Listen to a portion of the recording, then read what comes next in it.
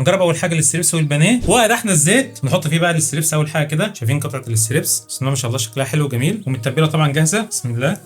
شايفين قطعه الفيليه؟ بسم الله ما شاء الله قطعه كده محترمه. ده برده كده في الزيت. وعملنا الستريبس والبانيه، طبعا مجهز عيش شامي ورز بسمتي وبطاطس وكاتشب ومخلل لزوم الاكله وكده. نجرب الستريبس كده وندوق لوحده شكلها كده بعد ما استوت. بسم الله. شكلها كده من جوه ريحتها حلوه قوي، وريحه التتبيله فيها باينه جامد يعني. بسم الله.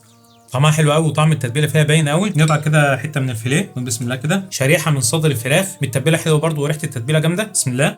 طعم التتبيله اللي عليها يجنن بصراحه. نجيب بقى لقمه عيش كده شامي، وناخد معاها بقى حته فيليه كده محترمه، نحط معاها بطاطسيتين صوابع كده، ومعاها حته خيار مخلل، وبعدين في الكاتشب. وبسم الله. طعم التتبيله تحفه. نخش بقى على الستريبس برده معاها كده ايه، بطاطس خيار مخلل وقفل كده كاتشب. وبسم الله. حوار كبير. نجرب بقى كده مع الرز، ناخد كده حته فيليه. بسم الله. بقى كده مع الرز وبسم الله. تحفه قطعه الستريبس. شايفين شكلها جميل ازاي؟ الفراخ نظيفه ومتبله حلوه قوي بسم الله ما شاء الله. طعمها مع الرز خطيره. بسم الله.